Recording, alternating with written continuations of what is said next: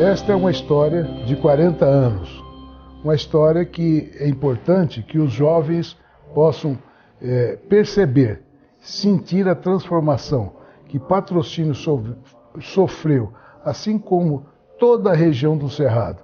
Isto aqui foi uma quebra de paradigmas. Café no mundo todo só se cultiva, só se planta em solos e terras férteis. Aqui nós estamos plantando em solos pobres. Para isso tivemos que desenvolver tecnologia, aprender, forçar até que as empresas de pesquisa pesquisassem e trabalhassem para que esta cafeicultura desenvolvesse e chegasse ao pé que chegou. Bom, a história do café de Patrocínio realmente ela é muito bonita. Construída ao longo de muitos anos, começando na década de 70, onde nós tivemos vários pioneiros que vieram, acreditaram no Cerrado de Minas Gerais, acreditaram no município de Patrocínio pela sua condição climática, pela sua posição geográfica, pela precipitação pluviométrica que nós temos na nossa cidade e também pela sua gente, a acolhida que todos tiveram. E acreditando no projeto deles, nós também embarcamos no mesmo projeto, que era o cultivo de café. E na época eu procurei imediatamente o Olímpio e nós fomos a Belo Horizonte, conversamos com o Rondon e com o Aires Paulinelli. E ficou mais ou menos eles encarregados de solucionar o problema para nós. Quando foi na festa da cidade, 7 de abril, talvez 1970, quando veio o avião trazendo o Paulinelli, que representava o Rondon na festa da cidade, ele lá, saindo do avião, ele apresentou para nós que estavam lá a carta concedendo autorização para extensão para patrocínio da plantio de café. Antes disso, houve um esforço muito grande do então prefeito Olímpio Garcia Brandão de gestões que acabaram transformando a região do Cerrado numa região considerada apta para se plantar café e se receber financiamentos oficiais para café. Então, houveram várias gestões no âmbito técnico para definir que tecnicamente era possível se plantar café e gestões no âmbito político para convencer as autoridades que essa era uma possibilidade. Não havia aqui nenhuma possibilidade de adquirir mudas. E eu tinha comprado nessa área, nessa situação já de adquirir área para essas firmas, eu tinha comprado para o pessoal do Ogazavara uma área grande na Serra do Salitre já para plantio de café. E eles começaram muito cedo a fazer o primeiro canteiro para a plantação das mudas. E eles então me cederam 75 mil mudas que eu comecei a plantar em dezembro de 1970 e estendi para 71.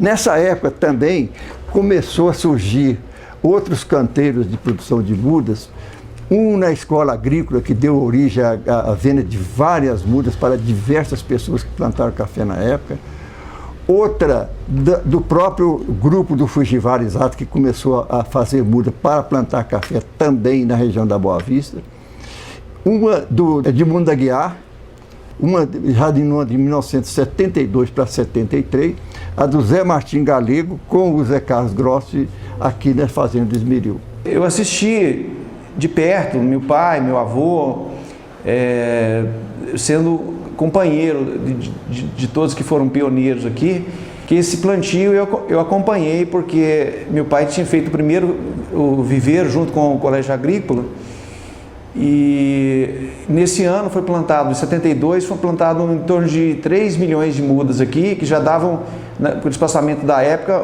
uns 1.200 hectares de lavoura. Nesse ano de 72, o senhor Jorge Elias, junto com o senhor João, que eles eram sócios, o senhor Mário Alves Nascimento, o seu Abrão da Casa de Calçados, o Maurício Brandão, se não me engano, o Zé Martins também plantaram com mudas lá vieram da fazenda do meu pai, lá dos Bragas. Meu café começou, que eu plantei, a terra não era minha, do João. Foi um experimento que eu fiz de uma visita que eu fiz em São Paulo, e lá em São Joaquim, no evento da Farmácia Ferro, eu vi o plantio de café lá. E eu vi a vegetação do cerrado, como é que era, vi que era mesmo de Patrocínio e achei que Patrocínio podia produzir também. Eu arranjei 10 mil mudas de café lá em Araxá, que já tinha Araxá. Fui lá, compramos, João Mercedes deu o terreno, plantamos e e viemos, tratou dele até 2 anos e com muita vivacidade, com muita vegetação. E o povo entusiasmado vinha para cá, queria saber onde é que tinha café plantado. O João Abrão tem plantado no João Elia.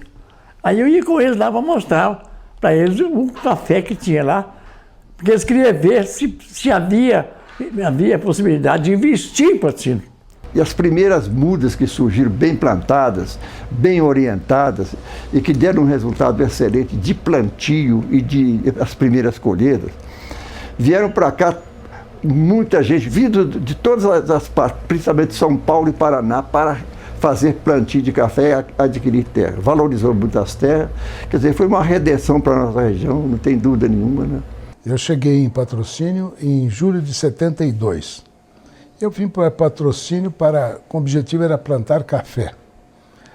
E, juntamente comigo, naquela época, vieram outras pessoas que foram plantando café na região, tanto a região de Patrocínio, e alguns foram plantar café em Coromandel e em Monte Carmelo. O núcleo do Cerrado, no meu entender, começou em Patrocínio. Seu pai é o Namoro Nakamura. É o Namoro Nakamura. Veio de Centenário do Sul, Paraná, né? E comprou umas propriedades no Chapadão de Ferro e na Boa Vista. E ali começou plantando café. Foi mais ou menos em 70, 71, 72, essa época aí, né? Nós era todo moleque, né? No Paraná, devido à geada que dava direto, ele falou, tem que sair, né? Aí saiu do Paraná e veio para cá. A família ficou lá praticamente, aí os filhos foi estudando e formando, foi ajudando ele, né? Foi um pioneiro aqui em Patrocínio, né? Criou-se a Associação dos Cafeicultores, a nossa carpa, criou-se as cooperativas, tivemos apoio, inclusive, no primeiro seminário que se fez de café em Patrocínio, nós éramos prefeito naquela época. Então, Patrocínio realmente tornou-se um destaque e nós sentimos gratificados e muito honrados fazermos parte dessa história.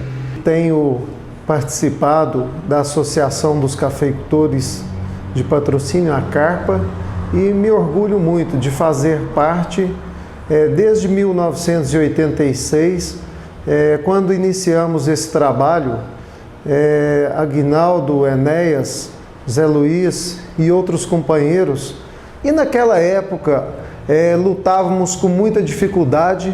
Quando fundamos a Associação dos Cafeicultores, ainda me lembro que a primeira reunião que nós fizemos, nós colocamos as cartas dentro dos latões de leite, naquela época, na Nestlé, para que aquelas correspondências chegassem até os produtores rurais. E fizemos também esta primeira reunião dentro do Sindicato Rural, dentro do Tatersal, lá onde é realizado os leilões de gado.